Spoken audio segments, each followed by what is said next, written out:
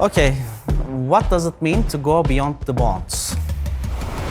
We're trying to help the customer to create the solution for them. That's beyond the bond. Making the customer's processes more sustainable.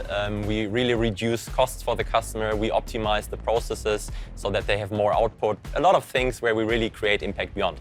We want to help. We want to be able to be part of the solution that helps you build a more efficient plant or a more efficient business. We don't only offer products to our customers, but actually we help them to select the right product for the right application. Product quality is the one thing, but product usage is the other one. We need to really be aligned with our customers.